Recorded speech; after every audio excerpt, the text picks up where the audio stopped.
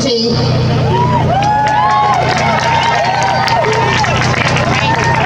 Look at you! Hello, free breathers and free thinkers. I'm Dr. Marissa Heisel, and in April, I traded in my chiropractic license for 21 years for the freedom to speak truth. Canadian chiropractors, medical doctors, nurses, dentists, naturopaths, massage therapists, every single licensed health professional was being forbidden by our associations and our colleges from even saying the words immune system or talking about how to support human health. Right. The narrative of maintaining a 6-foot distance, of washing your hands and staying home was the only narrative that we were allowed to parrot. At some point in April, it became obvious that the story that we were being sold stunk. News stations around the world were showing scenes from hospitals over and over and declaring them as their own. Numbers began seeming nonsensical in relation to the draconian lockdown measures that were being taken. Health organizations started flip-flopping back and forth on their narrative and on their messaging. A few brave medical doctors and nurses started speaking up about the true nature of this illness and of the inept treatment efforts that were being taken. But meanwhile, more people were dying of isolation, suicide, and a lack of medical care for their genuine health needs than any were dying from a supposed virus. I've known for more than 21 years that the industrial medical complex and big pharma are callous and corrupt. I've watched as medical mismanagement, maltreatment, and pharmaceutical horror shows have taken the lives of people in my care. But it wasn't until April that I started to recognize the web of deceit that was being perpetrated against us. A web that included medicine, the pharmaceutical industry, education, government, media, banking, the law, and on and on and on. A web that was being unleashed against us with this supposed virus to bring us to our knees begging for a prophylactic pharmaceutical injection. And instead what it has done is it has awoken so many of us to the charade that is being played out against us by governments, globalists, and technocrats around the world, along with their puppet masters. Thankfully, there are good people across the world who are willing to raise their voices. Critical thinkers and activists who are calling out the game and the players. We know that the virus has not been isolated. We know the false positive tests for asymptomatic, i.e. healthy people, is 84 to 95%. We know that doctors and scientists around the world are calling out their governments. We know that the World Doctors Alliance is challenging the entire pandemic narrative, calling it out as untrue. And yet here in Canada, we have lone voices speaking out, a handful of doctors and scientists and lawyers, only a couple of political independents who are willing to open their mouths. I cannot believe that professionals around the world are more astute or aware than Canadians. All I can assume is that Canadian professionals and the Canadian people have been purposely and completely terrorized. And cowardice is a luxury that we no longer have time for.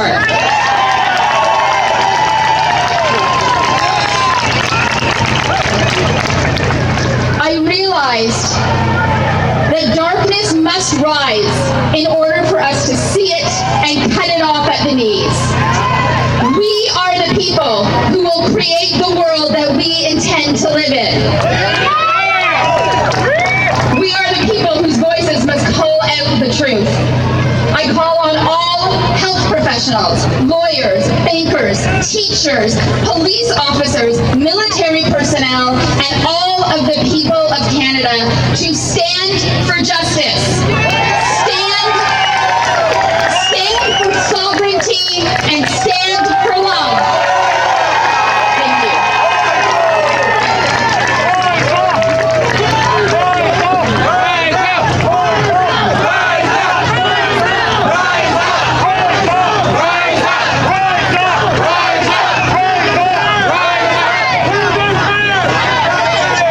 Cheryl Yakem is the director of Vaccination Risk Canada, an organization that is very near and dear to my heart.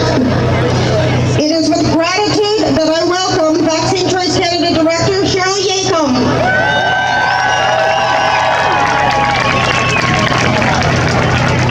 Thanks, Christine. I just got the okay to make a little announcement, so that's okay. I want to say never underestimate the power of the people. There are a group of individuals that I had the pleasure to meet who are pretty upset with what's going on and they want answers. So what we have done is we talked to, you may have heard of him, Rocco Galati.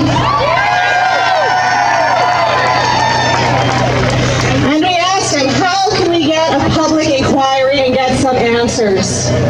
And he said he's going to help. So in the crowd, you'll see people going around. They've got flyers. What we need to do is fundraise because it doesn't happen for free. Donations can be made at the constitutionalrightscenter.ca. And just in the notes that you want it for the citizens' public inquiry because we are demanding answers.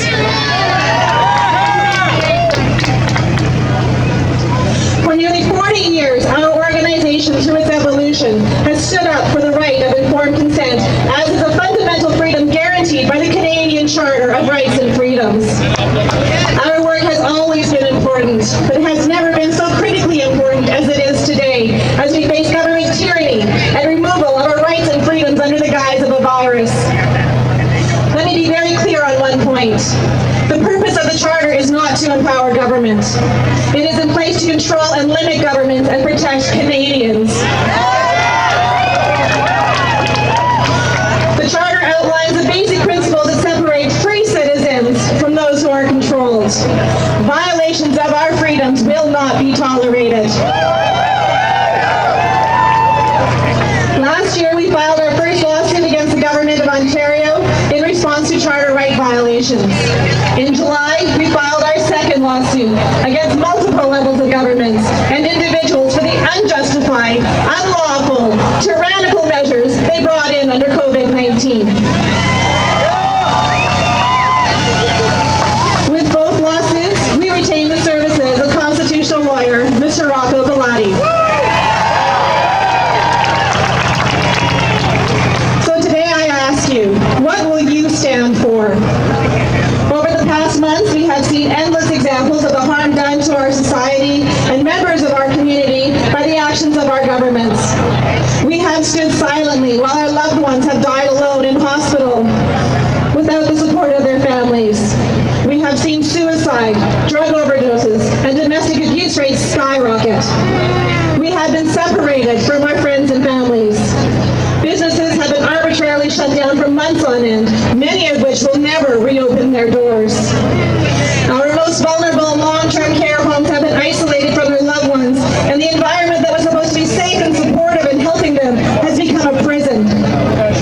Patients have been unable to access health care, including tests, treatments, diagnoses, essential surgeries, and they have created fear so insurmountable that we even had radio ads telling people that if they're suffering a heart attack or stroke, that you really should call 911 and not die home alone.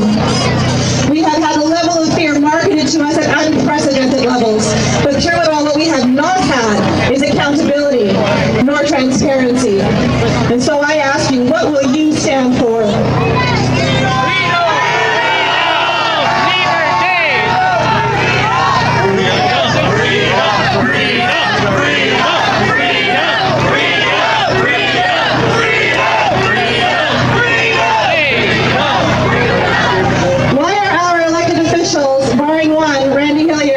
Not speaking out and demanding transparency from our premier for all the decisions elected official to represent our interests and uphold the Constitution? They say these actions are done to save lives, but yet there is no effort to differentiate between who has died with versus who has died from. And all of the deaths caused by these measures are being ignored. So it's a statement without merit. Why are our elected not demanding that our health minister disclose stats of people who test positive versus those who are actually sick or symptomatic or hospitalized? Why are they using a test with high inaccuracy rates? How can their actions possibly be justified without having even this most basic information? If truth, accuracy, and responsibility are not their priority, what is? Does it concern you that they have granted themselves impunity while they impose fines, penalties, and hardships on all of us? To our MPPs, I ask you, what will you stand for? What kind of world do you want to live in? When was the last time you saw someone smile? We now live in a society where mothers cannot recognize their own children because their faces are covered. If masks work, why can't residents in care homes or patients in hospitals not have visitors? If they don't work, why are they mandated? Where is the public debate on these issues? Where is the transparency?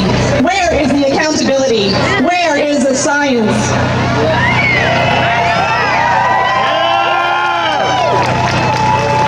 Why are the cries of our own Canadian doctors and scientists being ignored?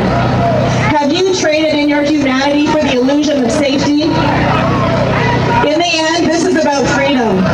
Either you are free or you are not. So I ask you, what will you stand for?